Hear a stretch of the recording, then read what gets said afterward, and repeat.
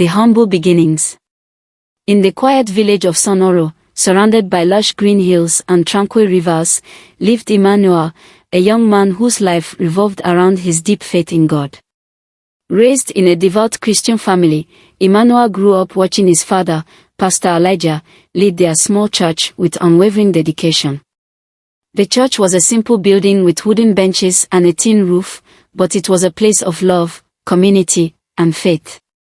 Emmanuel often marveled at how his father's sermons moved the congregation, offering hope and guidance to all who came. Emmanuel's mother, Esther, was equally devout, serving as the church's choir director.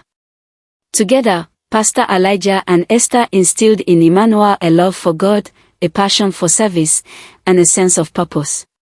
From a young age, Emmanuel was an active participant in church activities. He led the youth choir, organized outreach programs, and often stood alongside his father during sermons, learning the art of preaching. As Emmanuel grew older, his desire to follow in his father's footsteps became undeniable. He was inspired by his father's ability to touch lives, but he dreamed of reaching beyond the confines of their small village.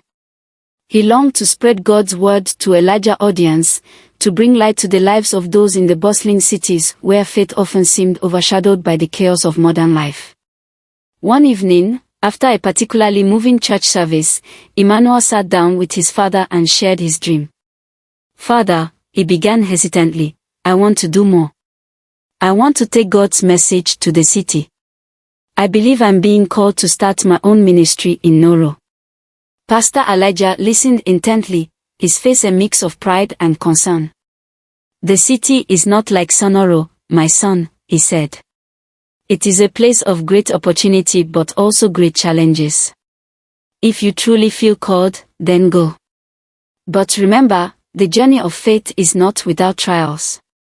After weeks of prayer and preparation, Emmanuel bid farewell to his family and the village. With nothing but a small suitcase, a Bible, and his father's blessings, he set off for Noro, a sprawling city known for its vibrant streets, towering skyscrapers, and diverse population. When Emmanuel arrived in Noro, the city overwhelmed him. The bustling markets, honking cars, and towering buildings were a stark contrast to the soaring life he had known.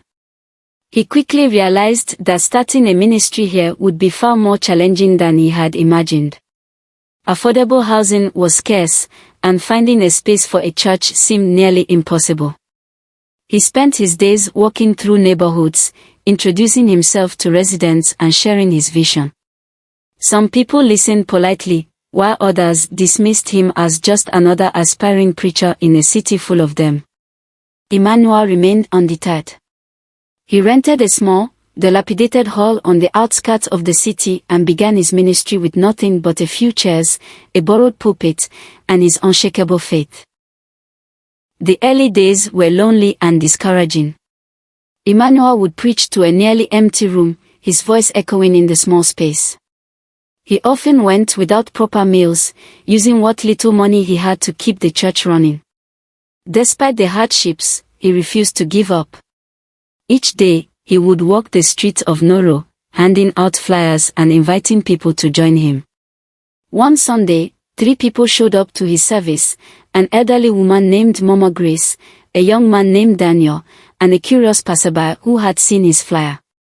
Emmanuel poured his heart into the sermon as if the room were packed, speaking of hope, perseverance, and the power of faith. After the service, Mama Grace approached him with tears in her eyes.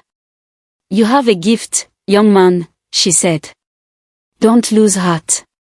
God brought you here for a reason." Her words renewed Emmanuel's determination. Though his congregation was small, he believed that with faith and hard work, his ministry would grow. Little did he know, the journey ahead would test his beliefs and challenge everything he thought he knew about faith and purpose. The struggle to thrive. Emmanuel's rented hall in the heart of Noro was modest, a small room with cracked walls, mismatched chairs, and a simple wooden podium he had polished to a shine. He named it the Living Hope Church, a reflection of his belief in the transformative power of faith. Despite his enthusiasm, the reality of running a ministry in such a competitive city soon became apparent. The first few weeks were painfully slow. His congregation consisted of Mama Grace, Daniel, and a handful of curious visitors who often didn't return. Emmanuel's sermons focused on salvation, morality, and the promise of God's unwavering love. He spoke passionately, drawing from the lessons he had learned in Sonoro, but his words seemed to resonate with only a small audience. The people of Noro were busy, pragmatic, and often skeptical of new faces. One evening, after a particularly disappointing service, Emmanuel sat alone in the empty hall, questioning his decision to come to the city. "Am I truly called to be here, Lord?" he prayed aloud. "If this is your will, why does it feel so hard?" As he sat in silence, the door creaked open, and a young man stepped inside. His name was James, a local taxi driver who had seen Emmanuel handing out flyers earlier that day. "You look like you could use some company," James said, offering a warm smile. James was an outgoing, street-smart man with a kind heart. Over the next few weeks, he became one of Emmanuel's most loyal supporters, attending services regularly and helping spread the word about the church. He even used his taxi to drive people to the Sunday gatherings, often refusing payments from those who couldn't afford it. "Don't give up, Pastor," James would say, his optimism infectious. "The city may be tough, but there are good people here who need your message. They just don't know it yet." Despite James's encouragement, Emmanuel couldn't ignore the challenges he faced. One day, while walking through a bustling market to distribute flyers, he overheard a group of women discussing another pastor in the city, Pastor Magnus, who was renowned for his miraculous healings and prosperity teachings. "I saw him touch a blind man, and the man regained his sight instantly," one woman said excitedly. "And his church is so big. Thousands of people go there every Sunday." Another added, "They say he even helps people find jobs and get rich." That's the kind of pastor we need, someone who can change lives in real, tangible ways. Emmanuel felt a pang of inadequacy. He couldn't offer the dramatic miracles or wealth that people seemed to crave. His sermons, centered on salvation and moral living, seemed unappealing in comparison. He returned to his small hall that evening with a heavy heart, wondering if he was failing his calling. Later that night, Emmanuel shared his thoughts with James over a simple meal of bread and tea. "Am I doing something wrong, James? These pastors with big churches and miraculous powers, they attract thousands. Meanwhile, I can barely fill a few seats." James, ever the pragmatist, shrugged. "It's not about being wrong, Pastor. People are drawn to what they can see and feel immediately. Miracles and prosperity, those are tangible things. But salvation, morality, that's harder for most to grasp when they are struggling to put food on the table." "But I can't preach something I don't believe in," Emmanuel replied, his voice firm. "The gospel isn't about wealth or spectacle. It's about a relationship with God and living a life of purpose and integrity." James nodded. "And that's why I respect you, Pastor. But maybe there's a way to meet people where they are without compromising your beliefs." The conversation stayed with Emmanuel for days. He prayed for wisdom and guidance, seeking reassurance that he was on the right path. Yet, the stories of wealthy pastors and their thriving ministries lingered in his mind, planting seeds of doubt he couldn't entirely ignore. One Sunday, after a service attended by only 4 people, Emmanuel sat with James in the nearly empty hall. "Maybe I need to try something different," he admitted. "I just don't know what." James looked at him thoughtfully. "Have you ever considered speaking to someone who knows the city better? Someone who can guide you on how to grow your ministry?" "What do you mean?" Emmanuel asked, frowning. "There's a man I've heard of," James said hesitantly. "His name is Kofi. People say he knows how these big pastors make it. Maybe he can give you advice."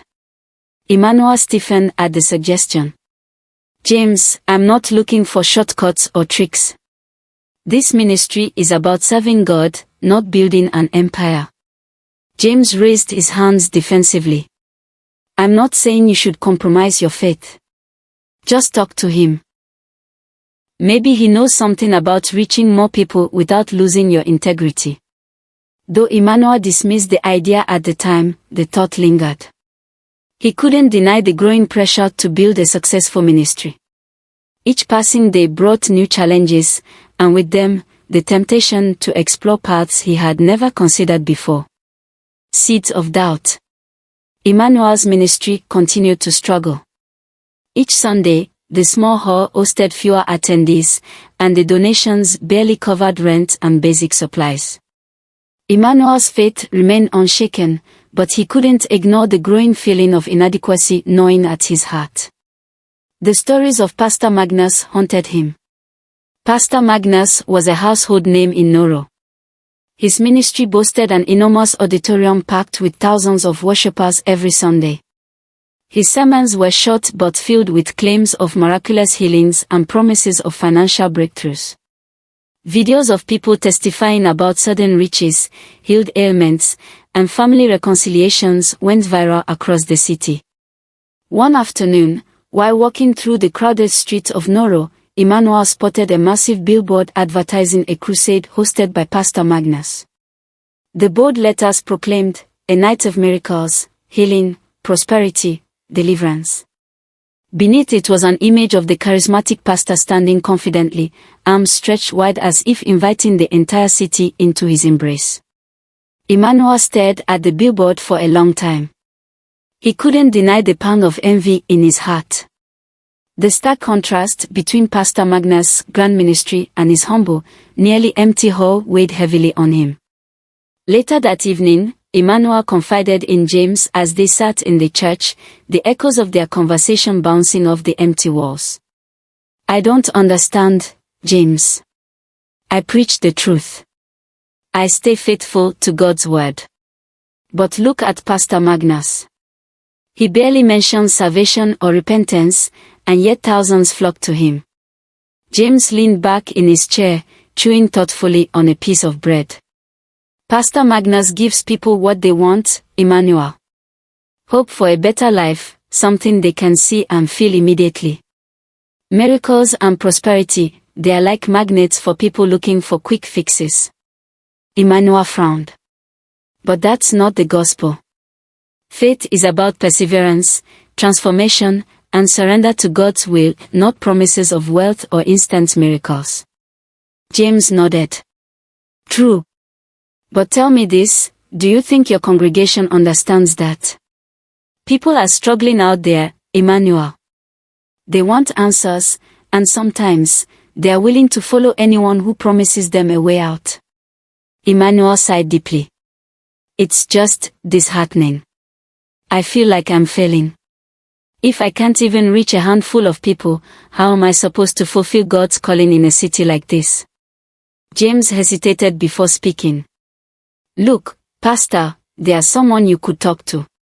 His name is Kofi. People say he's knowledgeable about the spiritual realm. He's helped some pastors in this city grow their ministries." Emmanuel stiffened. "Kofi. I've heard about men like him. They deal in dark things, don't they?" James shook his head. "Not necessarily. He's just someone who understands how things work.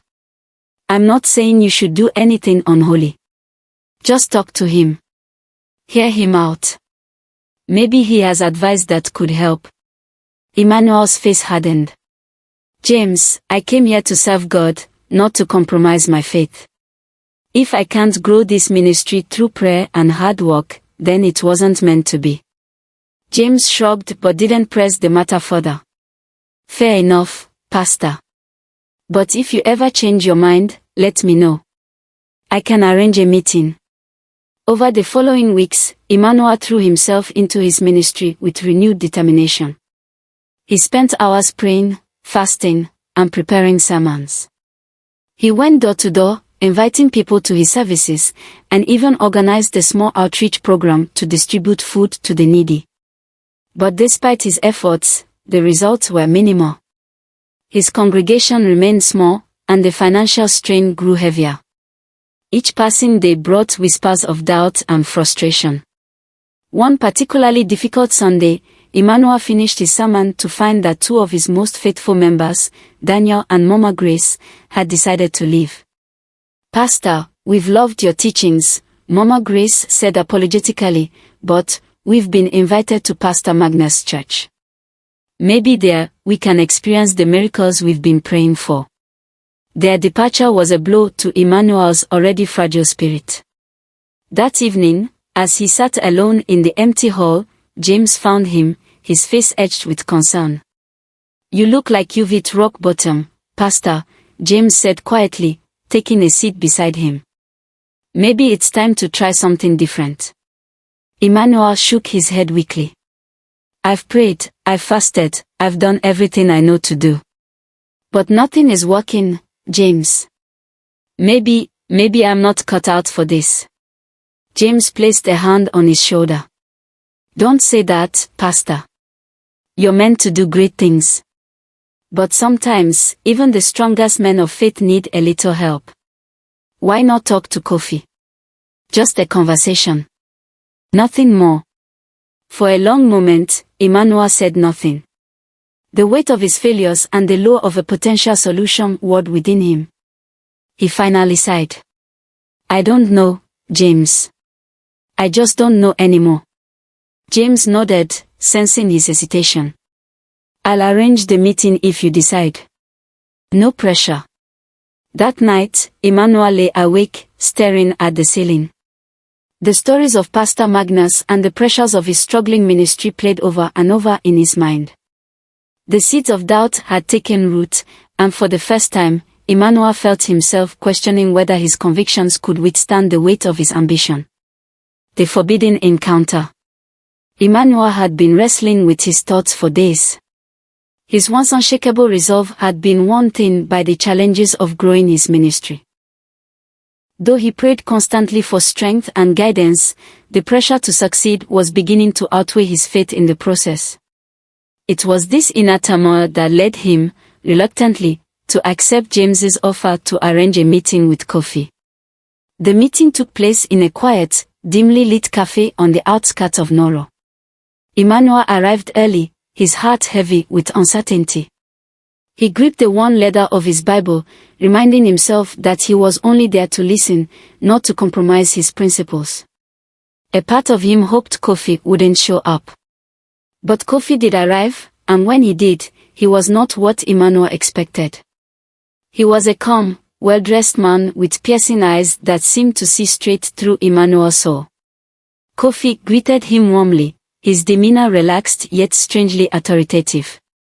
There was something about him that made Emmanuel both uneasy and curious. "So, you're the pastor James has told me about," Kofi said, sitting across from Emmanuel. "Struggling to grow your ministry in a city full of giants. That's no easy task." Emmanuel nodded cautiously. "I'm here because James said you might have advice. But I'll be clear, I won't compromise my faith or do anything that goes against God." Kofi chuckled softly, his eyes glinting with amusement. "Of course, Pastor Emmanuel. No one's asking you to abandon your faith. But let me ask you this, do you think those giants you speak of are doing it all on their own?" Emmanuel frowned. "What do you mean?" Kofi leaned in, his voice dropping to a conspiratorial whisper. "Miracles, prosperity, healing. Do you think all of that comes from hard work and prayer alone? Many of the city's most prominent pastors have access to certain spiritual tools that elevate their ministries. Tools that can attract people, perform miracles, and create undeniable proof of power." Emmanuel stiffened. "Are you saying they use dark powers?" Kofi raised a hand. "Dark, light, it's all about perspective. What I'm offering isn't witchcraft or devil worship, Pastor. It's knowledge. Access to a higher realm where you can tap into forces that have always existed, forces that many of the most successful pastors use without their congregations ever knowing. Emmanuel's stomach churned at the thought. And what's the cost of these tools? Kofi's smile faded slightly, and his tone grew serious. Every gift has a price. The higher the power, the greater the sacrifice. But before you dismiss it outright, consider this: how many souls could you bring to God if your church grew exponentially? Isn't that worth a small sacrifice? Emmanuel shook his head, his voice firm. My ministry isn't about shortcuts or tricks. I came to Noro to preach the truth, not to deceive people. Kofi studied him for a moment before leaning back in his chair. I respect your conviction, Pastor. But think about this: people are flocking to those who promise miracles and wealth. They are looking for hope in tangible forms. You can give them that hope, and in the process, lead them to salvation. The ends justify the means, don't they? Emmanuel's heart pounded. He could feel the temptation creeping in, whispering to him that perhaps there was a way to grow his ministry without losing his soul. The idea of filling his church, of being able to help more people, was tantalizing. Yet, he couldn't shake the unease gnawing at him. I need time to think, Emmanuel said finally, his voice quiet but resolute. Kofi nodded, his smile returning. Take all the time you need, Pastor. But remember, the city waits for no one. The longer you delay, the harder it will be to catch up. As Emmanuel left the cafe, his mind was a whirlwind of thoughts. He felt ashamed for even considering Kofi's offer, yet he couldn't deny the pull of the possibilities. That night, he knelt in prayer, pleading for clarity. Lord, he whispered, tears streaming down his face. I only want to serve you. But I feel so lost. Show me the way, or I fear I may stray. Days turned into weeks, and though Emmanuel tried to focus on his ministry, the conversation with Kofi lingered in his mind. The small congregation, the empty seats, and the dwindling funds weighed on him more heavily than ever. Each challenge seemed to echo Kofi's words: how many souls could you save if your church grew exponentially?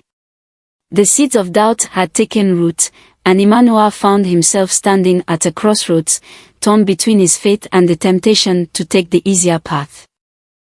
We've got two on our tail, Alex reported. They are closing fast.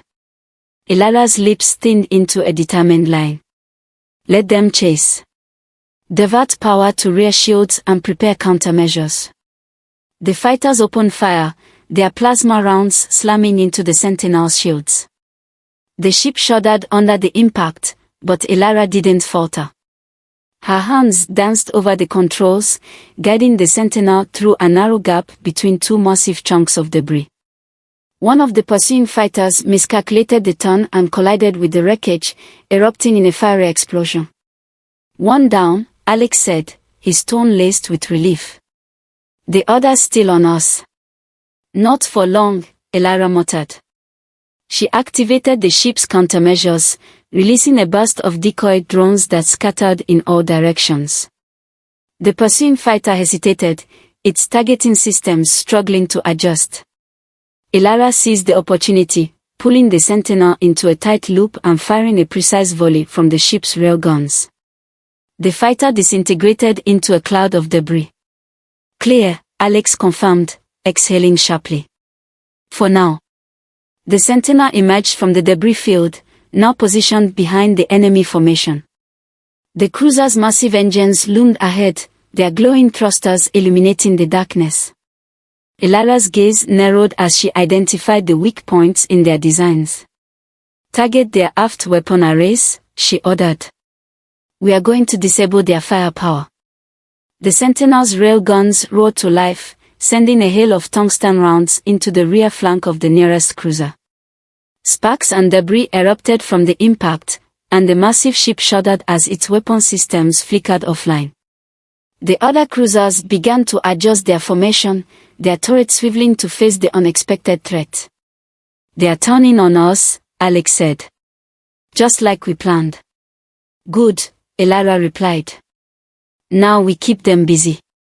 Meanwhile, the Vanguard executed its part of the plan, charging directly at the enemy command cruiser. Reina Torres pushed her ship to its limits, dodging plasma fire and firing her own volleys at the cruiser's forward shields. The enemy's focus shifted, their formation breaking as they tried to counter both threats simultaneously. Captain, the Ketre fleet is moving, Alex said, his voice tinged with excitement. They are forming up and preparing to jump to hyperspace. Elara allowed herself a small smile. The plan was working, but they weren't out of danger yet. The enemy cruisers were adapting quickly, their fire becoming more coordinated. The Sentinel and Vanguard couldn't hold them off indefinitely. Signal the Ketra, Elara said. Tell them to initiate their jump now. We'll cover them. Alex relayed the message, and moments later, the Ketra fleet's engines began to glow as they powered up for hyperspace. The enemy cruisers noticed the movement and redirected their fire toward the vulnerable transports. Not on my watch, Elara muttered. She pushed the Sentinel forward, drawing as much fire as possible. The ship shuddered violently under the onslaught, warning lights flashing across the cockpit. Shields are failing, Alex warned. Hold steady, Elara said, her voice calm despite the chaos. We just need to buy them a few more seconds. The Ketra fleet's jump sequence completed, and one by one, the ships vanished into hyperspace. The enemy cruisers, realizing their prey had escaped, turned their full wrath on the human ships. We've done our part, Elara said. Plot an escape route and prepare for hyperspace. Alex's hands flew over the controls. Coordinates locked. Engaging in 3, 2. The Sentinel and Vanguard surged forward, their engines flaring as they jumped to hyperspace just as a barrage of plasma fire closed in. The stars blurred into streaks, and the chaos of the battlefield faded into silence. A costly victory. The swirling vortex of hyperspace gave way to the quiet stillness of normal space as the Sentinel and Vanguard exited their jump. The void around them was silent, free from the chaos and violence they had narrowly escaped. Captain Elara Dane let out a breath she hadn't realized she'd been holding, her hands finally relaxing on the controls. Status report, she said, her voice steady but tinged with exhaustion. Alex Carter's fingers moved across his console. Shields are at critical levels, barely holding. Hull integrity is stable, but we've taken significant damage to the aft section. Weapon systems are operational but running hot. The Vanguard reports similar conditions. Elara nodded, her gaze shifting to the comms panel. Open a channel to the Ketre fleet. The comms crackled to life, and a familiar voice broke through. This is Commander Verek of the Ketre Coalition. Captain Dane, we've made it to the fallback point. All remaining vessels are accounted for, thanks to your intervention. Elara leaned back in her seat, a faint smile playing on her lips. We are glad we could help, Commander. What's your current status? Our fleet is battered, Verek admitted, his tone heavy with fatigue. We've lost too many lives today, and our remaining ships are in dire need of repair. But our civilians are safe. For that, we owe you a debt we cannot repay. Elara's smile faded as she considered the cost of their actions. We did what anyone would do, Commander. No one should face a fight like that alone. Verek paused, and when he spoke again, his voice was quieter. Not everyone would answer a call from strangers in the void. Your bravery will not be forgotten. The channel closed, and silence filled the Sentinel's cockpit once more. Alex turned to Elara, his expression thoughtful. You think they'll be okay? They've survived this much, Elara said, her voice firm. They'll find a way to rebuild. The crew of the Sentinel and Vanguard took a moment to breathe, the tension of the battle giving way to a quiet sense of relief. But Elara knew the danger wasn't over. The enemy fleet was still out there, regrouping and likely tracking the humans' escape route. Their mission wasn't just to save the Ketra, it was to ensure that the enemy couldn't pursue them further. Elara stood, stretching her legs as she turned to Alex. "Take over for a moment. I need to check in with the rest of the crew." Alex nodded, sliding into her seat as she left the cockpit. The corridors of the Sentinel were dimly lit, a stark contrast to the chaos they just endured. Elara moved with purpose, stopping at the med bay to check on the injured and offering words of reassurance to the crew. In the hangar bay, she found Lieutenant Rena Torres and the crew of the Vanguard. They were inspecting their battered ship, its hull scorched and riddled with impact marks. Rena looked up as Elara approached, a faint grin on her face. "Captain," Rena said, straightening. "The Vanguard held up better than I expected, but she's going to need some serious repairs." "You did good work out there, Rena," Elara said, her voice carrying genuine respect. "We couldn't have done this without you." Rena's grin widened. "High praise coming from you, Captain. What's our next move?" Lara's expression hardened. "We need to ensure the enemy doesn't follow the Ketra. If they manage to track them to their fallback point, everything we just did will be for nothing." Rena nodded. "You're thinking a decoy?" "Exactly," Elara said. "We'll lay a false trail and lead them in the opposite direction. It's risky, but it's the best chance the Ketra have to escape unnoticed." The two women exchanged a determined glance before Elara returned to the bridge. She relayed her plan to Alex, who immediately began plotting a course that would lure the enemy fleet away from the Ketra's coordinates. "Think they'll take the bait?" Alex asked as he walked. "They will," Elara said, her tone confident. "They won't be able to resist the chance to finish what they started." The Sentinel and Vanguard powered up their engines, their crews bracing for another jump. The decoy plan was simple but dangerous. They would leave a trail of distorted signals mimicking the Ketra fleet's movements, drawing the enemy into a trap. Once the enemy was far enough away, the humans would slip into a dense nebula to evade detection. The ships jumped, their engines flaring as they disappeared into the void. On the other side, they emerged near the edge of a dense asteroid field. Alex immediately began broadcasting the false signals, creating the illusion of a fleeing fleet. "They are biting," Alex said, watching as enemy blips appeared on the long-range scanners. "They've adjusted their course and are heading straight for us." "Good," Elara said. "Let's keep them guessing." The chase began, the Sentinel and Vanguard weaving through the asteroid field with practiced precision. The enemy cruisers followed, their larger frames struggling to navigate the treacherous terrain. The humans used the environment to their advantage, firing occasional bursts to keep the enemy engaged. As the ships approached the nebula, Alex spoke up. "This is it, Captain. Once we're inside, we'll lose all external comms and sensors. It's going to be blind flying." "Understood," Elara said. She activated the intercom, addressing both crews. "Brace yourselves. We are heading into the nebula. Stick to formation and follow my lead. Let's make it out the other side in one piece." The ships plunged into the swirling clouds of the nebula, the vibrant hues of gas and plasma enveloping them. Visibility dropped to near zero, and the sensors crackled with interference. Elara relied on instinct and training, guiding the Sentinel through the dense fog while keeping an eye on the Vanguard.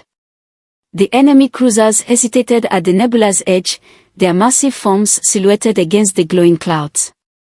After a tense moment, they began to retreat, unwilling to risk their ships in the unpredictable environment. "We did it," Alex said, a grin spreading across his face. "They are pulling back." Elara allowed herself a moment of relief, her grip on the controls loosening. "Good. Now let's get out of here before they change their minds." The Sentinel and Vanguard navigated through the nebula, emerging on the other side into clear space.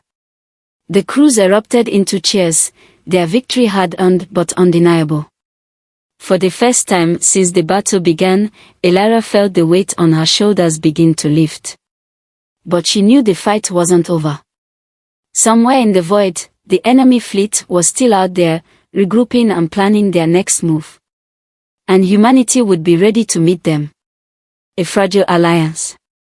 The cheers aboard the Sentinel and Vanguard subsided as the adrenaline of battle began to fade.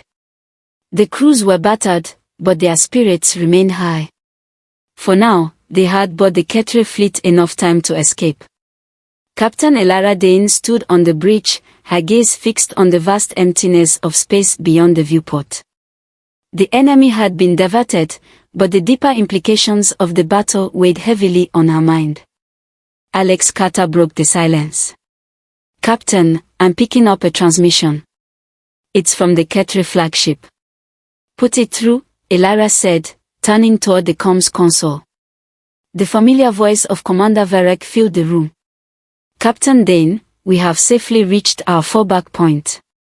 The civilians are secure, and repairs are underway. Your intervention saved countless lives. For that, we are deeply grateful." Elara nodded, though her expression remained serious. "I'm glad to hear your people are safe, Commander. But this fight isn't over. The enemy fleet will regroup, and they won't stop until they finish what they started." "You speak the truth," Verek said, his tone grim. "The attackers are an aggressive faction known as the Youth Dominion. They've been expanding their territory for decades, crushing any resistance in their path. We've tried to stay out of their way, but it seems our luck has run out." Elara exchanged a glance with Alex, the weight of Verek's words sinking in. The Youth Dominion was a name she had only heard in hushed whispers, stories of a relentless and brutal force that left destruction in its wake.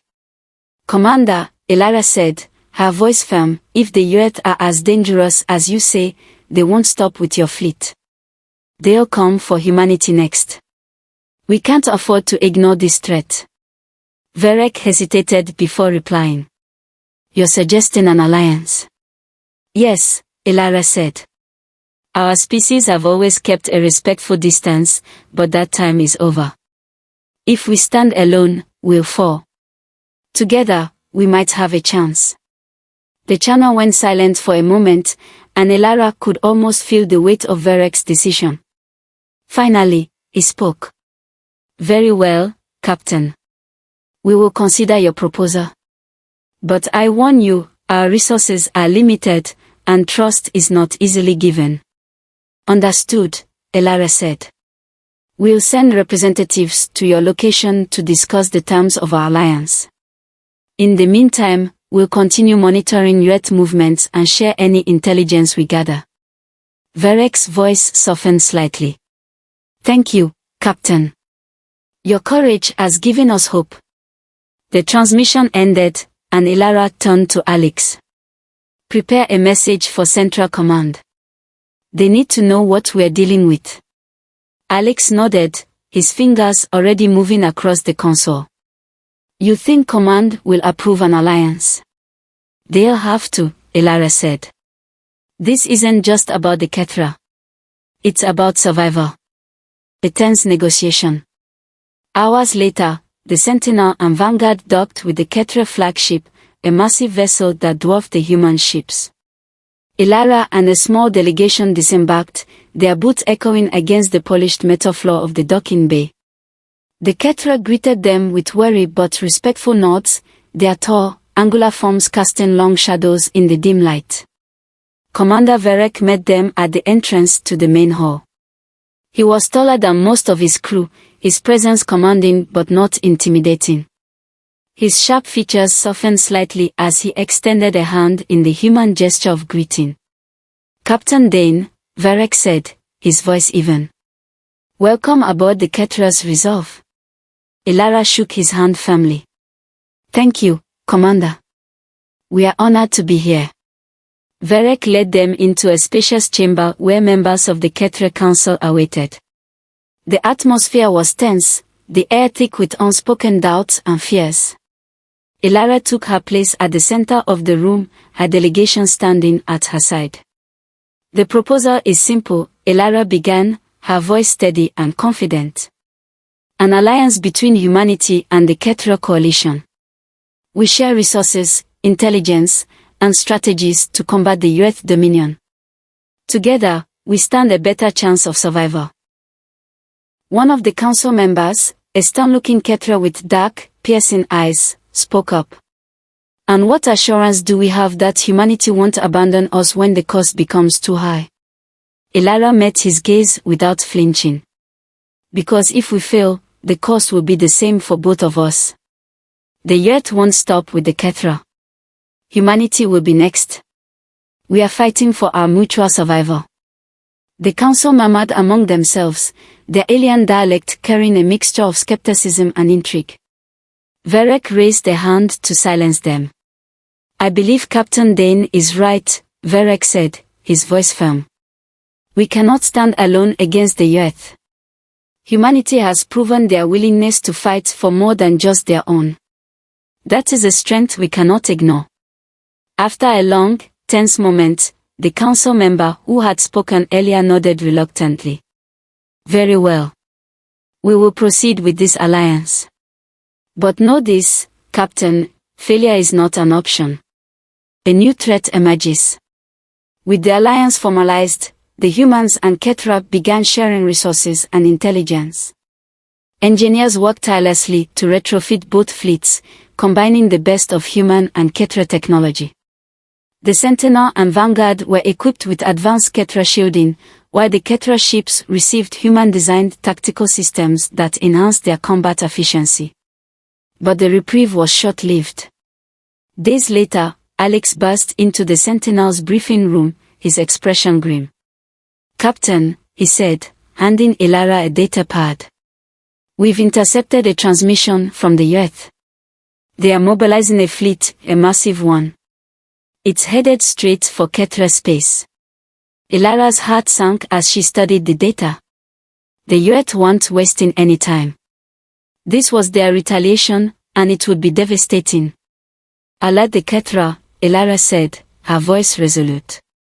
And prepare the fleet. If they are coming for us, we'll meet them head-on. The room buzzed with activity as the crew sprang into action. Elara stared out the viewport, the stars shimmering like distant flames. The next battle would be the true test of their alliance, their resilience, and their determination. Humanity had answered the call. Now, they would face the storm together. The gathering storm. The combined fleet of humanity and the Ketra coalition assembled on the edge of Ketra space, a vast array of ships preparing for the inevitable clash with the Earth dominion. The atmosphere aboard the Sentinel was heavy with anticipation as the crew finalized preparations. Engineers moved through the corridors, running last-minute diagnostics on the newly integrated Ketra shielding systems. Pilots and gunners checked and rechecked their equipment, their movements deliberate but tense. Captain Elara Dane stood on the bridge, her eyes scanning the tactical display projected before her. Hundreds of ships were represented as glowing icons, their formations carefully arranged for both offense and defense. Beside her, Alex Carter worked tirelessly at his station, monitoring fleet communications and coordinating with allied vessels. They'll be here soon, Alex said, his voice low. Long-range scans showed the Earth fleet entering the system. Lara nodded, her expression resolute. How many? Alex hesitated before answering. Over 100 capital ships, supported by swarms of fighters. Their numbers outmatch ours 3-1. A murmur rippled through the bridge crew as the weight of Alex's words sank in. Elara turned to face them, her voice cutting through the tension like a blade. We may be outnumbered, but we are not outmatched, she said. We have the strength of two species working together. The Earth think they can crush us with brute force, but we will show them the power of unity, of strategy, of resilience. This is our fight, and we will not back down. The crew straightened, their resolve hardening under Elara's words. The bridge buzzed with renewed focus as final preparations continued. The enemy arrives. Moments later, the sensors lit up, marking the arrival of the U.S. fleet. Massive warships emerged from hyperspace, their hulking forms casting shadows over the battlefield. The yacht vessels were monstrous in design, bristling with weapons and glowing with a menacing red hue. Swarms of smaller fighters spewed out from their hangars, moving like a tide toward the combined fleet. The comms crackled as Commander Varek's voice came through. The yachts are here. All ships, hold your positions. Do not engage until the signal is given. Ilara's hands tightened around the railing as she watched the enemy fleet advance. The tactical display showed the yacht forming a wedge, their strategy clear, break through the defensive line and tear the fleet apart from within. We can't let them get that close, Alex said. Once their capital ships are in range, they'll overwhelm us. We won't give them the chance, Ilara replied.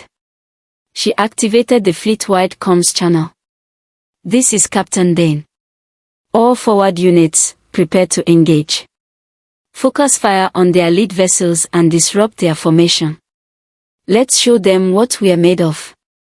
The Sentinel surged forward with the Vanguard, its rail guns charging as it closed the distance to the enemy fleet. The first volleys of plasma fire streaked across the void, illuminating the battlefield in bursts of brilliant light. The combined fleet responded in kind, their weapon systems firing in coordinated waves. The heat of battle.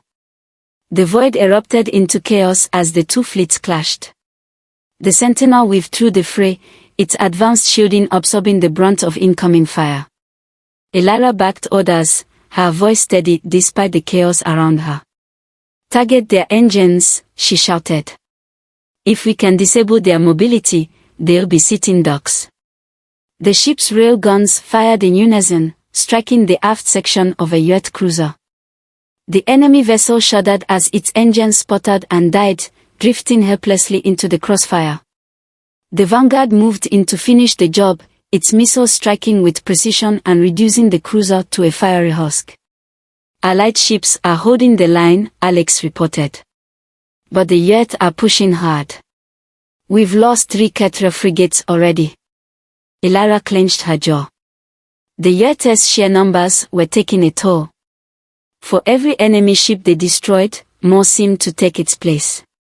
Yet, the combined fleet fought with unwavering determination, each loss fueling their resolve.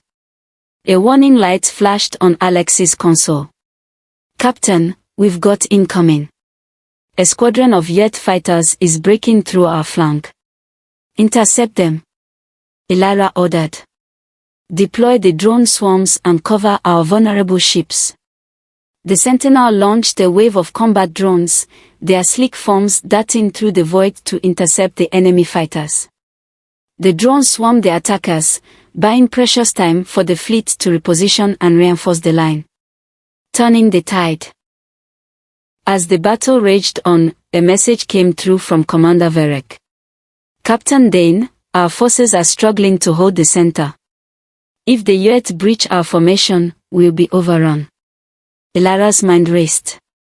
The center of their formation was critical. If it collapsed, the fleet would be split in two. She activated the comms, her voice carrying the weight of command. All ships, focus fire on the enemy's center formation. We need to disrupt their momentum. The fleet responded with precision, shifting their firepower to the heart of the yacht advance. The combined assault forced the enemy ships to spread out, breaking their wedge formation. The Ketra's larger cruisers moved in to reinforce the line, their advanced shielding absorbing the brunt of the yacht counterattack. Meanwhile, the Sentinel and Vanguard targeted the enemy's command vessels, their rail guns and missiles striking with deadly accuracy. The yacht fleet began to falter, their cohesion unraveling under the relentless assault. A risky maneuver. Despite their gains, the battle was far from over.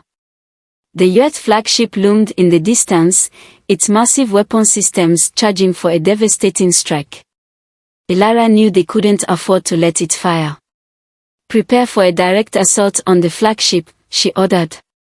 We'll disable their command ship and cut the head of the snake. Alex's eyes widened. Captain, that ship is heavily fortified. We won't stand a chance in a direct engagement. We are not here to destroy it, Elara said. We are here to disrupt it. If we can disable their command systems, the rest of their fleet will crumble. The Sentinel and Vanguard broke away from the main formation, weaving through the chaos as they closed in on the Yuet flagship. The enemy ship's turrets turned to meet them, unleashing a barrage of plasma fire that lit up the void. Evasive maneuvers. Elara shouted, gripping the controls tightly. The Sentinel rode and banked, narrowly avoiding the deadly blast. The ship's rail guns fired, targeting the flagship's communication arrays. Sparks erupted as the systems were hit, sending the Yuet fleet into disarray. The flagship's weapons faltered, and its formation began to collapse. The tide of the battle shifted. The combined fleet pressed their advantage, exploiting the Yuet's disorganization to deal critical blows. One by one, the enemy ships were destroyed or forced to retreat. Victory was within reach. Elara's voice rang out across the fleet. Push forward. We are not done yet. Victory in the void. The battle reached its fever pitch as the combined human-Ketra fleet pressed their advantage. Wreckage littered the void, the shattered remains of Yuet cruisers and allied ships drifting in the aftermath of brutal exchanges. The Sentinel darted through the chaos, its shields flickering but holding as Captain Elara Dane directed her crew with precision. We've disabled their flagship's communication array, Alex Carter reported, his voice steady despite the storm of activity. Their fleet coordination is falling apart. Elara nodded, her focus unwavering. Good. Let's finish this. Signal all ships to target their remaining command vessels. Without leadership, they'll scatter. The fleet responded with disciplined fury. Ketra cruisers surged forward, their advanced shielding absorbing incoming fire as they launched volleys of plasma and missiles. Human ships flanked the Yuet vessels, their rail guns and precision weaponry striking key weak points. The battlefield became a symphony of strategy and firepower, the combined fleet moving as a single, cohesive force. The fall of the flagship. The Yuet flagship, now isolated and heavily damaged, became the focal point of the Allied assault.